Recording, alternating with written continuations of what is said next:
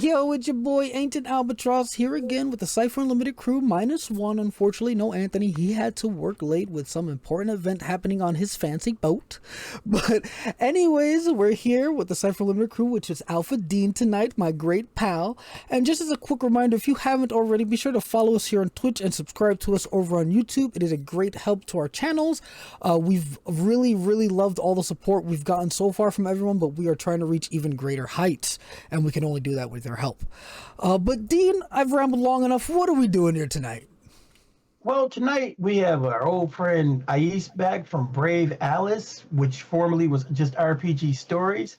That is pretty awesome. You know, RPG Stories, basically, when he first came on the show, he told us it was a self-described dream come true, being able to work on this project. But now it is a fully realized functioning VTT. So that is absolutely exciting. It is a great project and product. If you haven't tried RPG Stories, please head on over to Steam, get yourself a copy, try it out. It is phenomenal. We are consistently seeing updates. We're consistently seeing more and more the developers are interactive with the people. So welcome, Agis. We have Matt Finch here, who created the Tome of Adventure Design over on Drive-Thru RPG. Matt Finch of Mythmere Games. Oh man, a comprehensive start to finish resource for designing fantasy adventures for your favorite tabletop games. It is completely system agnostic, neutral, however you want to put it, but it can be used for virtually any fantasy game out there. The book, or should I say the PDF, includes random generation tables. Almost every step of the design process is right there at your fingertips. I mean, from locations to villainous plots to designing monsters and bizarre environments, it is absolutely wonderful. Thousands of microprompts and margins and additional brainstorming power in the process. But here's what's really cool. What we're here to talk about tonight is the Tome of Adventure Design, but it is actually being redone as the Fantasy Builder, which is going to be a completely interactive program or product that's online, which is awesome, and is going to be designed by the people over at Brave Alice. And that's why Agis and Matt are both here. Welcome to the Cypher Unlimited. We are so happy to have you guys here. Would you guys like to say hello to our audience? Hello, everyone. Hello, everyone. Thank you for having us here, guys. Thank you very much. So amazing introduction. Amazing. Hey, you guys are amazing guys, so it's easy to introduce you and tell all the great things. And, you know, I'm really happy to have you here. And without further ado, we're going to jump right in and get into all of this. But thank you guys once again for coming. So, Agis, of course, welcome to the CU. Matt, you're a first-timer here, but welcome. And, you know, why don't you tell us a little bit about your RPG experience, Matt? What, just in general RPG experience starting in 1978? You know, that gives everybody understanding of who you are. All right, started in 1978 playing the Holmes Blue Book Dungeons and Dragons set, which was it was after they'd come out with the Monster Manual and the Player's Handbook, but before they'd come out with the Dungeon Master's Guide. So I'm in that generation of the people who played with their basic set, plus the advanced D&D set, plus the old original set, because they didn't have any rules for going up above third level, which is, you know, kind of we learned to play all of them simultaneously at once, which you know, I think led to a real short generation there of people who are complete kit bashers. That's pretty much it, you know. And then from there, you know, played Traveler, and you know, I'm not a real big experimenter. I mean, I played Call of Cthulhu too, but really those three are my big, are still my big, you know, RPGs. So that's where I'm coming from. That's pretty awesome to hear. It's very rare that I find people who've been playing almost as long as me. I still got you beat by about a year, maybe a year and a half, but it's still really cool. And it's so cool to meet somebody else. Agis, you're back. For our viewers who haven't met you, would you tell them a little bit about your RPG experience?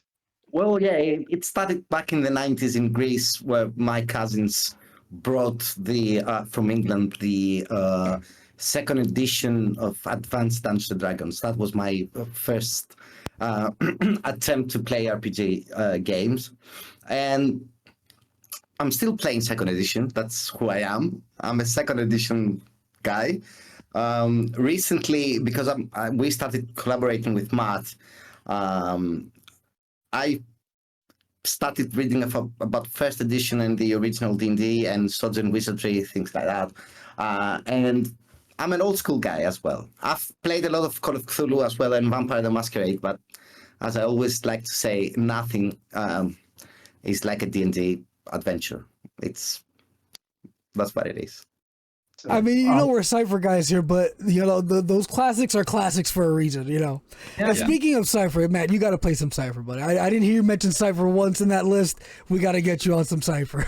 I didn't mention anything that you know got out of the early '80s in my list.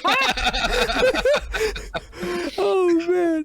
And here's the thing, and I'm going to tell you this, both of you guys, because you love old school, Cypher system is the one system, and I can say this with all the truth and passion that I can muster.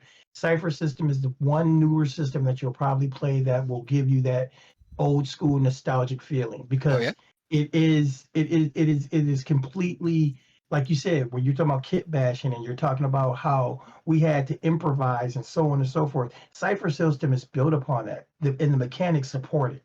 The mechanics support everything that the GM does. It supports the narrative. So it's awesome.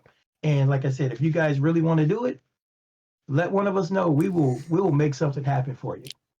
You know? We will definitely do that. But moving along here a little bit, Agis, this one's for you. I know you've come on before, but something has changed. Can you explain to our viewers who may not know, you've recently changed the name of your company to Brave Alice Games. Can you tell us?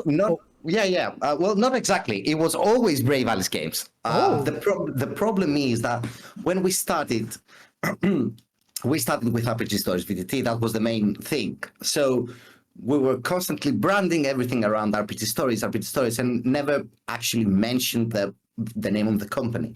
But if you go to our original Kickstarter campaign, like 2 years ago, you'll see that the name of our Kickstarter page all was and still is Brave Alice. But recently we've decided, since we started this collaboration with Matt, and we also did 2 other Kickstarter campaigns releasing some books, we thought that it's time to rebrand everything under the Brave Alice Games umbrella. That's the whole thing. And it took us like 3 or 4 months to explain this to people, although we thought it was clear. But, you know, when you're accepting these things, it's never easy. But yeah, that's the case. So the name of the company is Brave Alice Games, and Alice is my dog. That's the whole story. Okay. I was going to say, what was the significance? Is there a significance to Brave Alice specifically? Like, why Brave? All right, because she's not brave at all. That was the whole thing. So we were always making fun of my dog because she's not brave. She's getting scared pretty easy. And when I was thinking that I would like to name the company under my dog, we're trying to find like a fantasy thing, like Brave Alice, and we created this collie dog holding a sword and a shield. And we had to come up with something legit for a fantasy gaming company. So that was it. Yeah, but she's not brave. She's not. And now you've inspired me. I'm gonna have to write you a short story about Brave Alice, who's really not brave. Yes, I love that story. Great, that's awesome. So, okay, let's really get down to the nitty gritty, to the meat and potatoes. Okay, you guys have a pretty big project on the horizon. You've got this new Kickstarter coming. So, can you tell us about this project, and can you also tell us how you guys kind of came together for this endeavor? Agis, you want to take it first? Well, I'll start with how we met. I was trying to figure out some copyright things about the older editions, and a friend introduced me to Matt, so we went on a call. I was asking the questions, and then I realized he was behind Tome of Adventure Design, and we talked about it a little bit, and I said, this would be a fantastic idea if we do it digitally, like, you know, an app where you can use the all the tables of the book. And Matt thought it was a great idea, so we kept talking about it, and when the time was right, we said, okay, let's do it. Let's go for a Kickstarter campaign.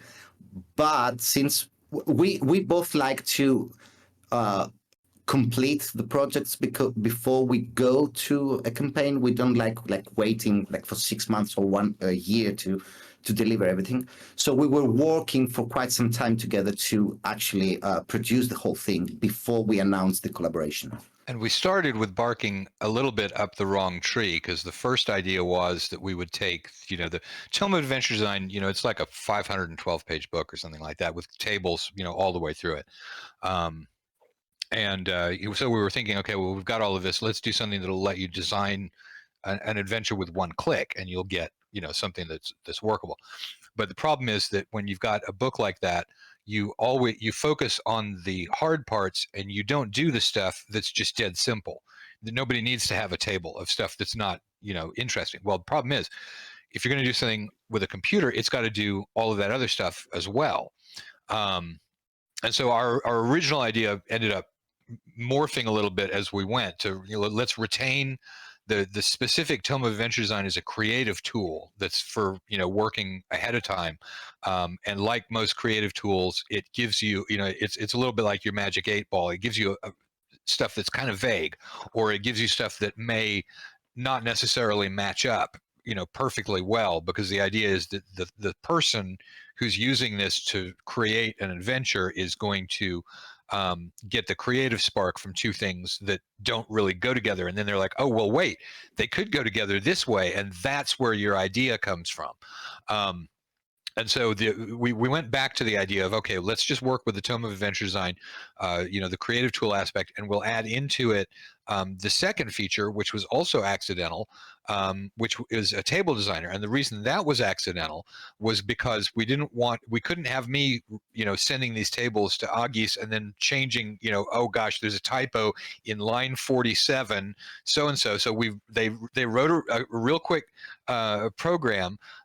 John, who's one of the devs that works with Agis, wrote this little, this is to get Matt off our backs program, which was one that would let me put the tables in, and then it would generate them. And I was like, there are some things like this out there. There was one called Tablesmith about 15 years ago, but there's not one that I'm aware. I think there is one that is currently supported. But in the fantasy context, it was like, this is actually a really powerful product to let people, design their own generators is what it does. You don't have to know the computer languages to do a database program. You can just do it by pressing some. And so we ended up with a product that was entirely different than what we set out at the very beginning to do. Now it's a creative tool instead of a generator, and it's got the table generator, design thing in there. And then we're still going to work on the idea of the one-click adventure generator, but it operates very differently from a creative tool. And so it turns out, that's probably the next Kickstarter will be another button on this thing that opens up an adventure thing. So this is a creative tool. Yeah. I'd like to add that basically what we finally did is that we given the opportunity to the user to actually use the Tome of Adventure Design book. We got all the tables. They can generate anything they want. And also Matt added a few things here and there, revised a few things. So, they can actually use the book with this tool and generate anything they want. So how it works is that after you generate under each category, whatever you want and whatever you want to keep, you can send them to a notebook where you can further type things and complete your ideas and whatever you want, and then export it and do whatever you want with it. And yeah, it's a funny story with a table designer. Basically, we give the chance to people to create their own generators from scratch. And it's exactly what Matt described. We were like, okay, let's give him something to play test the whole thing, because we started having like lots of back and forths. And we thought, okay. One thing you need to know is that the shift key on my keyboard sticks. So what they were getting was stuff that was supposed to have had the shift key down and didn't. And so for a computer program, that's a disaster to have these little things hidden here and there. So that's the reason why we've got a table design program that lets people generate their own online, well, it won't be online, but that lets people generate tables the way that it is done online, is because the shift key on my keyboard sticks. Yeah. That is incredible, and I will say that as someone recently, I was playing on Merkborg, and if you haven't seen that book or read that book, there's a ton of tables in that book, and I absolutely fell in love with that and just all the available tables, and I found myself going online trying to figure out, hey, what's a great way for me to build my own tables? And I was struggling to find like a really nice app that works the way I wanted it to work. So I'm pretty excited to see this generator you guys have going, and yeah, I'm definitely gonna play with that when it's available, because everybody loves tables. Yeah, well, it'll be available pretty soon, because like Agis said, the programming's all done. So for a software Kickstarter, it's going to be the fastest delivery ever, because it's going to go out, as soon as the funds get processed and we've got the money in the bank. We'll just, it's ready to go. So, it won't be too long of a wait. And just for people in chat, if you do have questions out there, please preface those with question, and then write it, and then because like I said, we'll at the end try to get your questions asked. I already see some questions popping up, so we always like to preface that. Just put question, that way myself or Al can see it and we can pull it out so it doesn't get lost, and we'll ask what questions we can at the end. But Al, go ahead and ask the next question. Yeah. I know we touched on the generator. It seems like the newest thing that's coming to this project. But are there any other new things that you are trying to include that aren't in the original tome in this project? Like I said, we got the generator going, and I heard Agis mention like you're doing some revisions here and there. But are there going to be any major updates to the project, going into the digital? No, other than the table designer, which is a big thing, we decided to sort of avoid, because the Tome of Adventure Design is sort of like a classic. So there are going to be a lot of people who are going to it and just being like, I want to see the thing that I've got. And then the other thing, and it's not designed when you design tables for a book, you've got to be real careful to keep it, in a certain space and size and not too many pages turning. Whereas with a computer, you can go subtable, lots of long tables. Here's the thing, in one column that's got only 2 entries, and then the next column's got 500 entries. You're a lot freer when you're doing something with a computer. And so the thinking was, we're going to do this basically to where it keeps within the same parameters of the Tome of Adventure Design. And then again, talking about this next project, but there's going to be another Kickstarter down the road, and that's where we're going to try and build in more of the things that you can do with a computer. So that'll have much more. Now, granted, by the time we get to that, people will already have written a bunch of tables that operate like that using the table designer, so it'll already be there. But the thing is that if you're doing a table, you can for generating what a potion looks like, you've got the color of the potion, what's the viscosity of the liquid, what's the container look like, what's the this, what's the that. You could never do that in a book, because people would be spending all of their time flipping pages around. Whereas with a computer, you can do it very easily. And so I guess one thing that's different with this, that's very different, although it's exactly the same tables, is the way the thing works. Because when you're using a book, you're following a chain of subtables, and you're seeing a whole lot of options all at once. And when you're using this as an app, you get, boom, here's one answer for a whole bunch of subtables going all the way down. And so what we've done is we've put several table results that are grouped together to where you see all the results from all the different tables. So for example, in traps, when you're on the traps page, you get a simple trap, you get a simple trap with a complex trigger, you get a simple trap that is a rigged natural feature, and you get all of those things together. So it's kind of like where the book goes deep and not broad, this one goes broad but not deep. And I suspect that a lot of people are actually going to use the book with the app at the same time, because that way you can turn and see the results of all of the tables. All the possible results in the table, kind of like a checklist, which you can't do on the computer, because if it's really long or really short, you've got programming constraints on what you can show to people, because you've got to exactly predict what the table is going to be, and there's a bunch of different types of tables in there. So programming wise, that would have been really a nightmare. So I think people will probably actually use them in tandem. I'd like to add to this because Matt is a really good designer, even now that we're talking about a software, about a computer program, but he's a really good designer. So what he added in the whole design and the whole idea is that after you roll and you get like a bunch of answers with titles, let's say a magic item. So you get a magic item and you get the first title says it's a potion. That was Matt's idea. We allow the users to go and re-roll that thing without re-rolling the whole result, so they can go to the title of the type of magic item and say, okay, I got a potion, but maybe I prefer re-roll a wand or a staff or whatever. And not only that, but in the sentences, we allow partial re-rolls.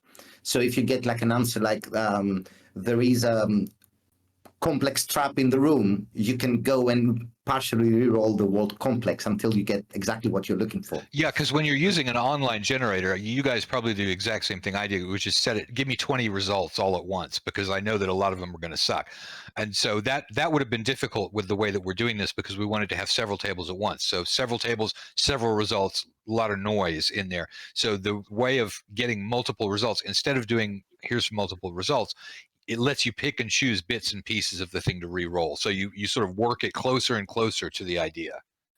And the other extra thing that this software has is that just because we created the table designer where you can create your own generator, we had to also create a specific place in the UI where you can save these generators and share them with the community and all these things. So we created a third part that is called My Generators, where you save the generators that you create.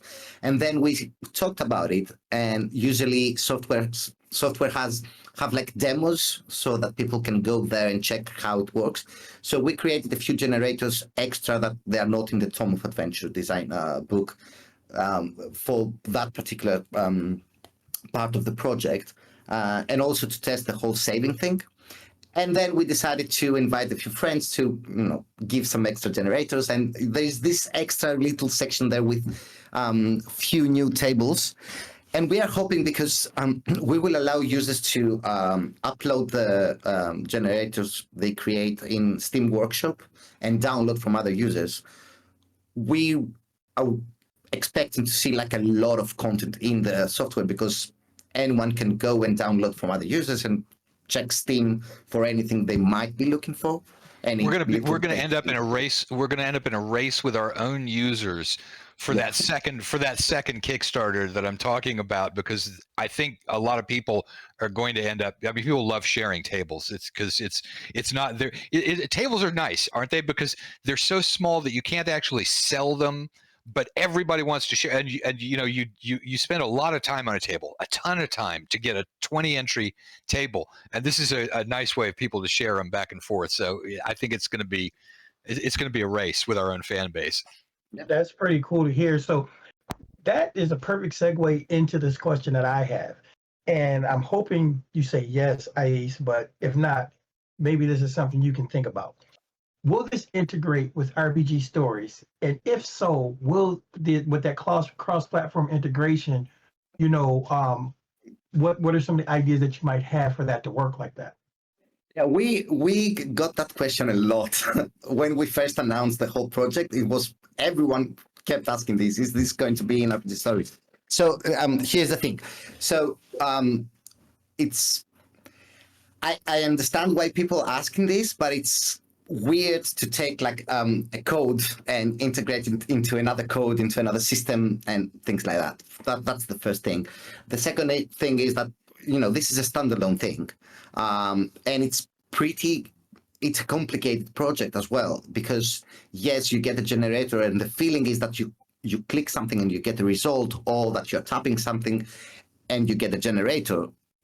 But it's a complicated project because basically we give specific tools to the users so they can create generators without having any knowledge on coding or whatever. So bringing this into RPG stories would be really, really complicated because it's a separate thing.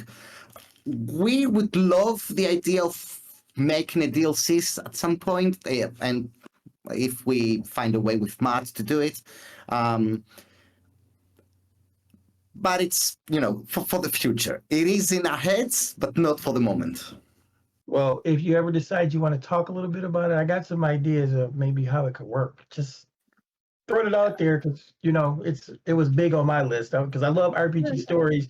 And Matt, I haven't yet had a chance to look at the book. I'm gonna pick up a copy of it because I really want to look at it and review it. And I'll send you a copy. Just hit me on email or Discord or something, and we'll it send just you sounds like a great piece of work to deal with. You know what I'm saying? And it, being a writer and a creative, it really speaks to me. Like Al loves tables.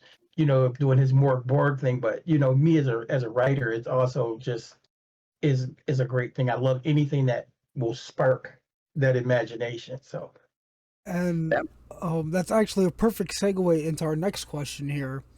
And this is mostly directed towards Matt, but this is about the tome. It's over 500 pages of randomly selected jolts to the brain, and you wrote this in your introduction. And it states that the point of incorporating randomness into your adventure writing is to deliver cryptic results designed to shock the reader's creativity into filling the gaps. Can you elaborate on that statement? Yeah, I mean, both of you guys are creatives. So what's the hardest part of the process? It's right at the beginning when you're looking at a blank sheet of paper, right? The minute you put anything on there, and it doesn't matter what it is, it might be a coffee stain that you're like, oh, wow, that looks kind of like it's a shape of a rune. That's kind of weird, or it might be, a couple of words. Having something to work with moves you forward tremendously. Even if you don't stick with that idea, you get it and you're like, wow, that's perfect, except it sucks, but I know how to fix it now because it mentioned a dragon, and it shouldn't be a dragon, it should be a basilisk. And when you've got a basilisk, and then you're off and running all of a sudden. Because now you've got basilisks, they turn things to stone. They've got 8 legs. It's a weird thing. Maybe there was an alchemist involved. Or maybe there's a heraldic shield, and you can start getting stuff going. So, I mean, my view of creativity, and it's based on experience, not science. But I do think some of the science actually backs it up. I'm discovering, but what usually works well is you get a couple or 3 things that don't necessarily work together, and that by trying to figure out how they could work together, you suddenly start getting your brain moving. And that's a different step. That's a little bit more than just the whole here's something to start with. And it definitely gives you here's something to start with. But even more so, it's when you start trying to resolve potential contradictions, and that gets your brain working to try and resolve those contradictions, because human beings are pattern recognizing animals. There's all through evolution, the ability to see, I don't know, deer footprints in a, and to say, hey, that's a trail leading over there to where there's a deer. Maybe I can, that is something that we've evolved with to the point that we now, you see Elvis in the pattern on a piece of toast. But that's how our brains work. And so by providing, here's some stuff that'll fuel that innate human reaction to something, it just works naturally to when you give that. So that's the theory that's behind the idea of using combinations of table results to get to get everything moving. And then from that point, all that your thing is to say, what tables do people need to be looking at to get an interesting adventure if they want to run a dungeon, or an interesting adventure if they want to run something that's an outdoor adventure, or whatever it might be. And that's something that we've been able to do with the Fantasy Adventure Builder, because in this case, we're showing results from several different tables at once. And so grouping them that way is something that works better on a computer than it does with a book. With a book, it's pretty good as a checklist to say, you know, I want a potion. What are all the different kinds of potions? Oh, here's a table. Most people will roll on a table, but what they're really doing is looking around the thing that they rolled, and maybe the first couple of things on the table and the last couple of things on the table, and they're just sort of browsing for ideas. And that's how the book works. So anyway, there's the answer to my theory of creativity. And Nice. if I may add a small revelation. So in the original book, what Mythmere Games have done, Matt, is that they have, in every page, there's a small strip at the side with small inspirations, like small words or sentences like, he did it, or this is a potion, or into the woods. So it was always there. And so basically, yeah, Matt is going to show it to you. So he thought it would be a nice idea as you work with the generators and everything you can do in Fantasy Adventure Builder.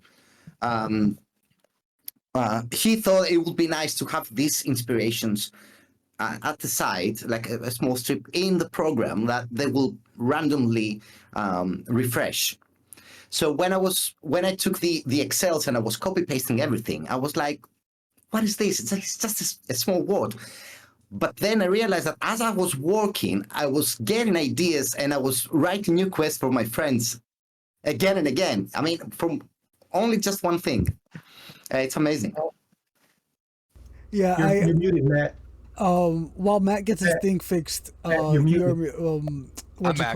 I got it. I had it on mute, so I wasn't coughing. Yeah. Yeah, I'll read out a couple. Here's this is page 268. Doorway to the Machines, The Fortune Teller Knew, Moon Theory, Bone Spike, A Moment of Panic, When the Cat's Away the Mice Will Play, Glass Fruit, It's from an Old Story, An Animal Trainer, A Vat Filled with the Stuff, Minotaurs, Circle of Spells, Ethereal Flowers, Bronze Spear, The Dregs at the Bottom of the Cup, Painful Sound, The Sails of Unknown Ships, and then it goes on. I'm about halfway down that one margin on that one page. Awesome? That's from just one, like he said, half of one page. All that was like, and that's just stuff in the margin, right? That's like, the margins, yeah. That's amazing. Well, see, you know what this puts me in the mind of, right? I don't know if you know about it, Matt, or you, Ais, but Monty Cook Games is just going to be releasing a book called The Weird. And it's going to be a series of tables and prompts to add these elements into your games. That book and The Weird, oh my God, that just sounds like a match made in heaven, you know. And I mean, I know it says on Drive-Thru it's not available in print, but I want that book. It's kind of cute. Oh, well, no, it is available in print, just not at Drive-Thru, because we printed it with a super high quality binding. Drive-Thru, anything that you get through Drive-Thru that's print on demand is just a glued binding. This book is 512 pages. Open that glued binding one time and it's going to crack open. Yeah. So this one's got one that's sewn signatures, but you can go to mythmeregames.com and order the book. We still have plenty of them. I would definitely do that. Yeah. I want an actual physical It book. works great. Here's another thing too, is you can answer any question with that. If you're like, as long as you can phrase the question to yourself, what should be in the next room? What's this NPC's motivation? Then you use it, you just go and you pick one, and guaranteed either that one or the one above it or below it is going to answer your question right on the money. It may be a weird answer, but it'll answer it. So, this next question, you kind of have answered it in certain ways, but you've also told us that this is going to be kind of a new project based on the original. So, with that being said, your original product has been favorably reviewed on Drive-Thru RPG. I see all the reviews. I mean, I saw a couple people had something negative to say, but they don't matter. They really don't, because this is a great product. And I haven't even touched it yet, but just from what you've shared. But since you're moving to a new medium, what made, how are you going to try to keep the same quality? What's the approach to keep the same quality with a new medium? Well, I mean, the tables are the same, and I had that question in mind when we decided not to try and optimize it for a computer, because it's a fairly aggressive idea to say we're going to put this on computer, but we're not going to optimize it for computer. We're going to keep it, in a particular way. Now that said, the quality is maintained because it is the same tables, but what we needed to make sure of was that it worked with a computer, and that was why. And this was actually Agis's idea of showing several table results all at once. And like I said, how it creates kind of a different experience when you're using the app than it does when you're using the book. But showing multiple tables at once, I mean, really, we discovered that we were satisfied with the way that it worked after the fact. I mean, we didn't design it necessarily to do anything different, but we had to be convinced that it was worth doing. And when we saw the way that it operates, I think the conclusion was yes. And interestingly, it works really differently than it does with a book, which we didn't expect that either. But but it's like the question of, everyone who rolls a table rolls multiple results because you want to see them, and we were doing that differently. So we, wanted to be able to narrow in on the thing, and then the decision that yes, we are going to continue doing this as a creative tool rather than trying to break out and do something that's a one-click adventure design. So I'm not sure if that really answers the question, but that's where I got to the end. That's a good, yeah, Go And ahead, Al. it's great to hear that again, that you're keeping all these new things in mind, or the that as you're going, you're learning, and it's nice to hear that this process is going in a great direction, in an unintended great direction. Yeah. And that's always a positive. But yeah, next on the list here. So it's going to be a Kickstarter, right? So what type of stretch goals are you guys planning, if any? And do you guys have plans on taking backer suggestions for features or add-ons like you did with RPG stories? All right, that's good. That's a good question. Go ahead, Matt, and I'll. Okay. Stretch goals, no. I'm usually not a fan of stretch goals, because what happens when somebody does a Kickstarter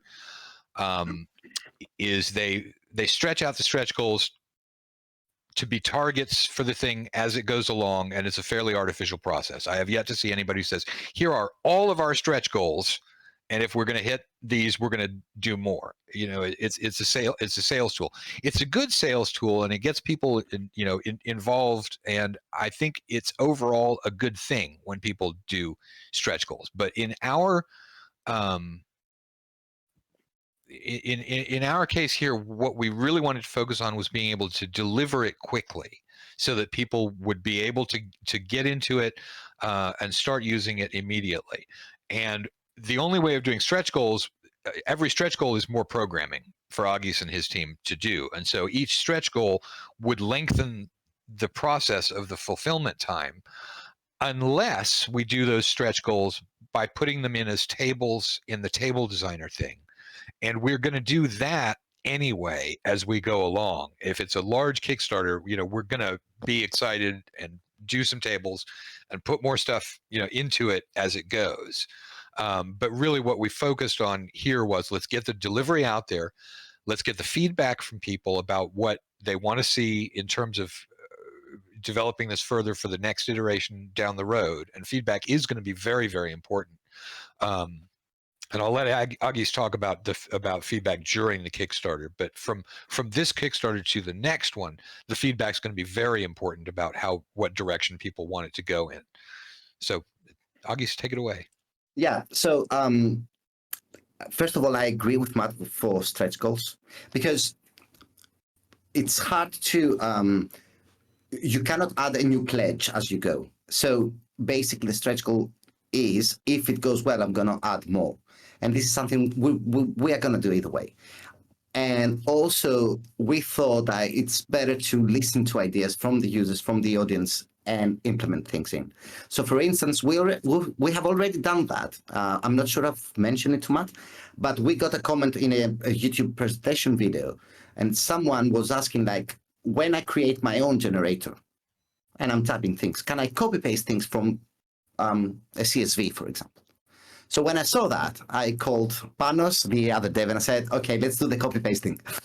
Because, maybe someone has like Excels or Google Sheets or whatever with ideas, and they just want to copy paste everything instead of typing again and again. So as we go, if we listen to ideas that, we really like and we see people mentioning them, we can do them, because basically what it's really important is that the way we added the Tome of Adventure Design's table is the exact way the table designer works. So we're giving to people exactly what we use to do it, just with buttons and UI instead of coding. So as we go, we will certainly do some updates through Steam as we go. And we're waiting to see all the comments, and because you always get ideas, even if it's not like a suggestion but it's a question, can I do that with that software? You get ideas, and it's always nice to listen to your community. That's awesome. So that sounds great. Yes, if it's not anything really crazy, it's a yes. But we wanted this to be version 1, not even beta. So we wanted to give like a final product that's out there. And then, yes, upgrades, why not?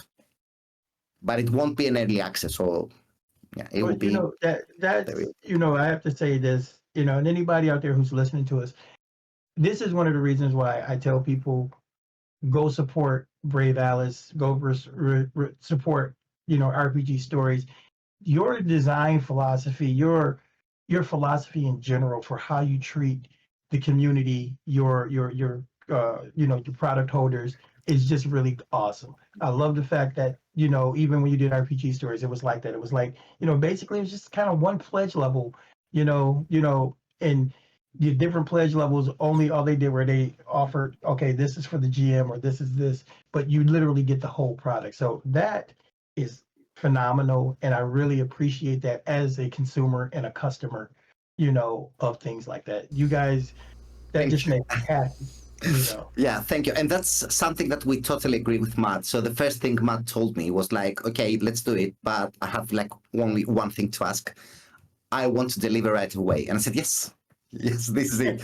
Because, RPG Stories was and still is a huge and ongoing project, but we really wanted to deliver right away and then build the software, taking feedback on the way.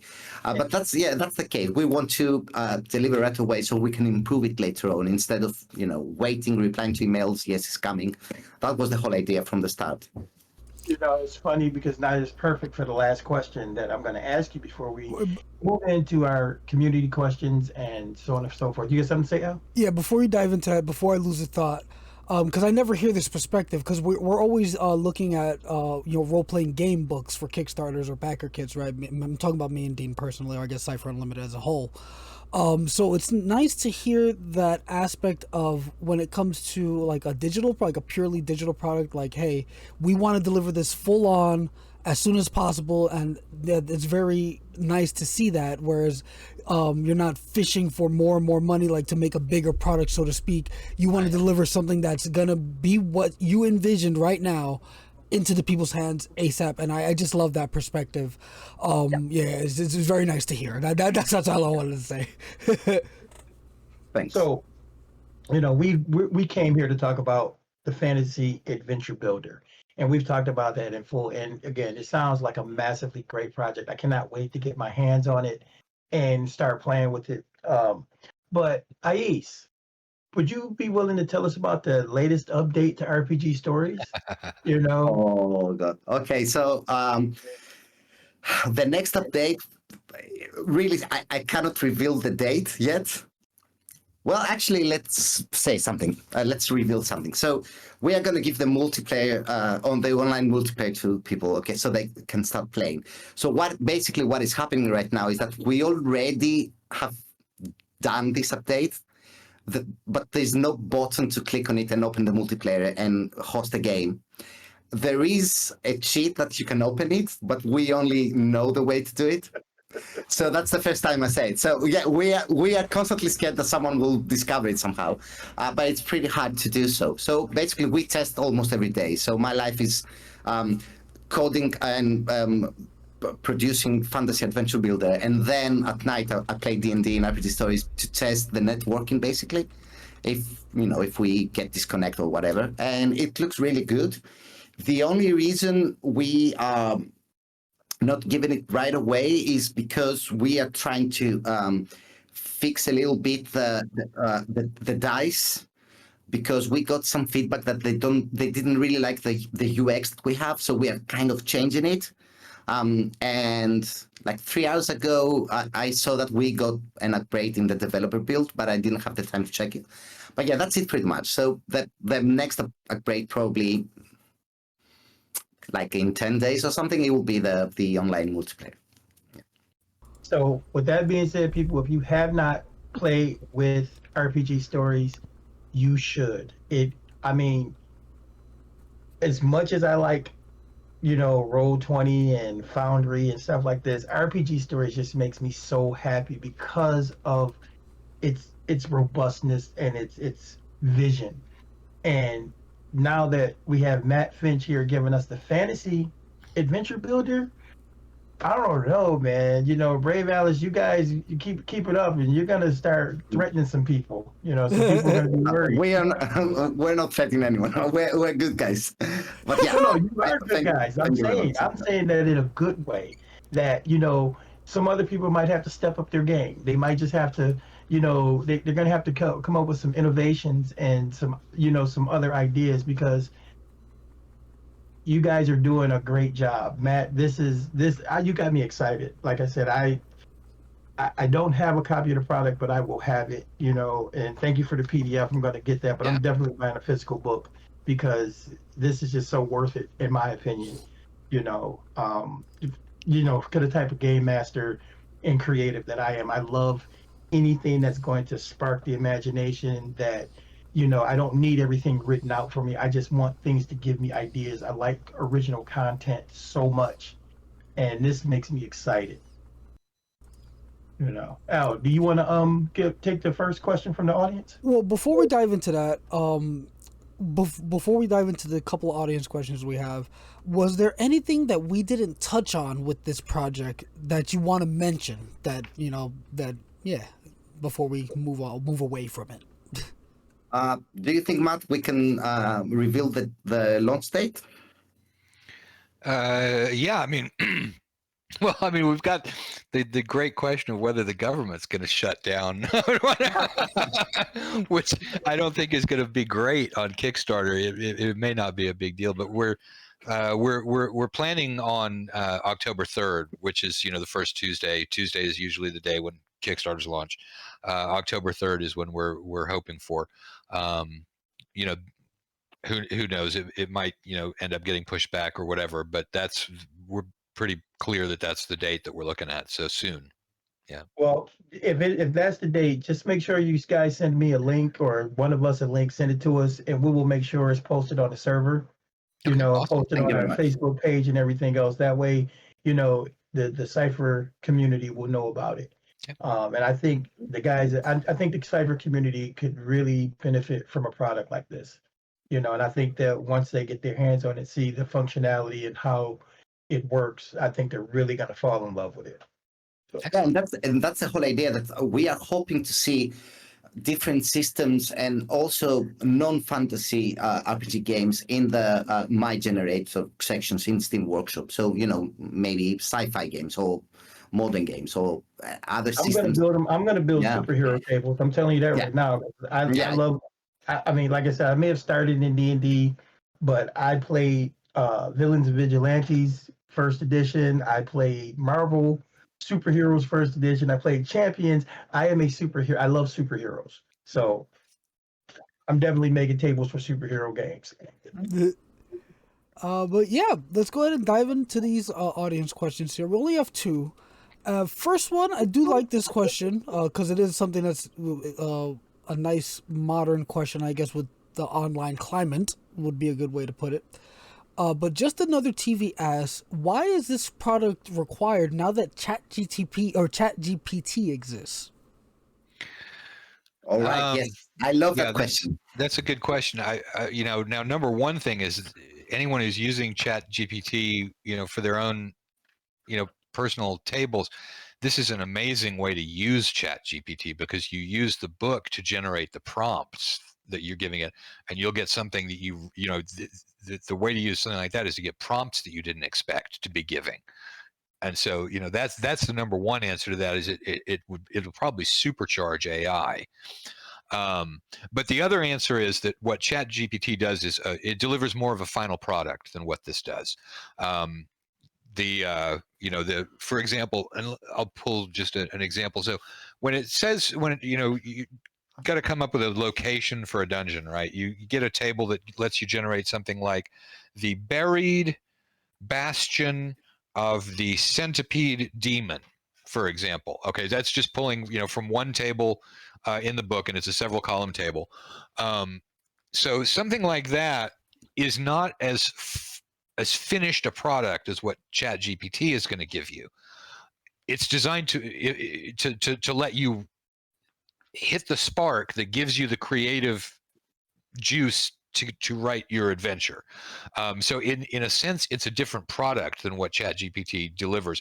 But again, I suspect, and I haven't even used ChatGPT, but I suspect that a lot of people are going to use those two in tandem as well because it'll let you come up with prompts that you never would have thought of. So that would be my answer as well, because I've used ChatGPT and I've also used it as I was working on the Fantasy Adventure Builder to see how we can take advantage of it. So first of all, when you're creating your own generator, let's say that you want to create a generator of an encounter generator, you can go to ChatGPT, take results, copy paste them, and then have a tool when you play around the table and just click and get results the way you want them to be and not like just random from ChatGPT. That's the first thing. The second is that the joy of creating, which I personally like. And the third, and it will sound like like good words about Matt, but I truly believe that. So Matt is an experienced author. Okay, so he's been doing that for many, many years. So diving into the tables that were written from a human being that actually played with friends, with all around the States, I guess. It's another thing. I mean, Matt has created Swords and Wizardry, which is basically a clone of the OSR. He knows what he's talking about, so it's a little bit different. That's the whole thing.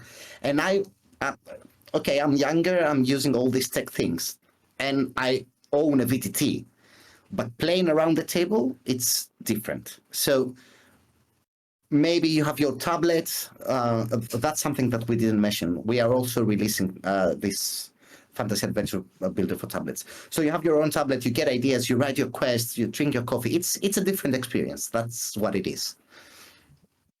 It's awesome. I love it. I absolutely love that answer. Although I guess that Matt initially gave it that it's going to supercharge prompts. That's something I did not think about, an aspect to using tables, that you could, if you wanted to, go on ChatGPT and supercharge your prompts, because now it's not just you, it's coming from these tables. And yeah, I'm going to be doing this like at some point, because that is awesome. That is a great perspective and I absolutely adore it.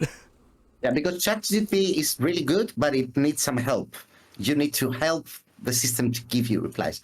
I've tried it so many times. If you say, give me a D&D quest, it will give you a D&D quest, but it will be the same again and again, and a little bit vague. So yeah, if you give the prompts. I've tried ChatGPT and I feel the same way. And part of it too for me is like, I like you said, I like things that are going to kind of supercharge me and make me be more creative. I don't necessarily want the AI to do it for me. I don't feel like, so it's really cool that it can like go both ways. So it'd be like probably a lot of fun to maybe to take something, plug it into chat GPT, and then take that and play with that from there and, build upon that. That might be something I can try to do, or it just sounds like it's awesome. It sounds so awesome. So And also, one more thing. I'm not against the AI, but when it comes to arts, we all need to be, I guess, a little careful because, it's a different thing of, reading something from an author and reading something from AI. And I've reached to a point that, I love technology. I'm a tech guy. But I've reached to a point where I see posts in Facebook groups and I can recognize if it's a question created with an AI. I can see it now, and I'm not even an English speaker, and I can see it. That's not a human being saying that. because It's the different. difference is there's inflection, there's passion, there's nuance to how we speak as humans and even how we write. It comes through. And if you're creative, you're a person who reads and creates, you can see the difference. Just like an artist, I know quite a few artists that will, look at a picture and go, oh, that's AI generated, Yeah. or that's AI enhanced. I mean, I know people that are that good, they can tell you it's an AI enhanced picture versus someone who sat with their tablet and their pen and photoshopped and worked it through. So great point. And the other question, I'm gonna jump right into the other question that we have from our good friend Ketup. He says, is this all locally stored and processed entirely, or is there any remote cloud-based parts to it? I just asked if there's an API or remote calls that we could integrate into other things, which would be neat. That's a great idea. Let me note that idea. That's my answer. One of the examples of when somebody asks a question and it sets you working on the. All right. Okay, there's your answer. I know we have this this new employee in the company. His name is Panos. He's a great developer, and he's so passionate that he set his alarm clock to 5 a.m. to wake up and watch this interview because he worked on Fantasy Adventure Builder. So I'm sure he's listening now. So yeah, I think that it's a good idea to give an API. Yeah, and it can be done. It can be done. Panos, if you're listening, can it be done? I think it can. Yeah, that's a lovely idea, by the way. Yeah. And let me give let me give the much older person's answer to that question, because when I listened to that, it was a different question, and I'm sure that the person who asked the question meant to ask the one that Agis answered, but I'm going to answer a different one as well. And the answer that I'm going to give is you can get it with a tablet key, a Steam key, and we're also going to allow people to actually download the program so that it resides on their computer, because that was the part of that. The couple of words that I did understand in that question made me think of this. So I'm going to go ahead and give this answer anyway, that you will be able to have it. You don't have to use Steam in order to use it. However, for the first year that you get it, you're not going to want to keep updating it and updating it and updating it every single time. So you're probably better off using the Steam version for a while and get the final version once all of the bugs are out to use on your computer. But you don't actually need to use Steam. Okay, we got an answer. It can be done. The question is if we want to do it. I mean, it would be awesome to be able to do that. Well, I will say that. Yeah. And that again, things like that. I love integration, and I love being able to, see products that I have be functional together. So that thought process just makes me happy. So if you guys, decide it can be done and it should be done, then yeah, I'll be one of the first people to test it out for you. Good. Yeah, that's actually pretty exciting prospect to this. So All right. So here's the deal. This is the part, as Anthony likes to tell people, this is the part where we step back, we reach in and we snatch your essence and we spread it on the table for everybody else to see. Now, Aish, you've done these rapid fire questions before, but Yeah. now we're going to put Matt on the spot with the rapid fire questions. Okay. And, there's 9 questions. Are you ready for the rapid fire questions? Ready to go. Yep. All right. Well, and I'm going to start you off. Player or GM? GM, always. Pull punches or TPK? TPK, Online or in-person gaming? in-person gaming. Announce the difficulty number or keep it a secret? Announce the difficulty number. Salty I like sweet- players to be able to know what the risks are and decide not to go there. Salty or sweet snacks at the table? Salty. RP or combat? Yes. PDF or physical books? Physical books. Pen and paper notes or digital? Pen and paper notes.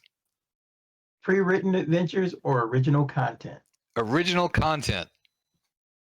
Ooh. Okay, Matt has survived the rapid fire questions. He has done it. Thank you so much. And yeah, so everybody out there, thank you for watching us tonight. And Al, you have anything else you need to say to the audience before I give them our final spiel? No, just thank you everybody for coming, and I'll give us a sign out when you're done. And thank you guys, Aggies and Matt, for coming on. Thank you for having us on the show. Ais and Matt, do you have anything you want to tell anybody? Anything at all? Any question or statement you need for the world to know? Don't think so. Agis Agis has been up for like 24 hours at this point. So yeah. Back us on Kickstarter and subscribe to this YouTube channel. That's the whole idea. Thank you very much, guys. Thank you, guys. And so with that being said, if you like us and you like what we do, be sure to join us on Discord. And if Discord isn't for you, you can join us on Facebook, or you can check out our YouTube channel. You can also give us a follow here on Twitch or on YouTube. We would love that. And if that's not for you, give us a little donation or a Ko-fi, or you could go to our merch store and buy some of this nice merch that says Cypher Unlimited. You see mine is even personalized with my name on it. But at the end of the day, we love you guys. Yes, thank you guys so much for stopping by and having this chat with us, and thank you everyone in the audience for coming by and listening. It's been a great talk, and I'm very much looking forward to this table generator creator because I love me some tables. But yeah, from us at the CU, we will see you later.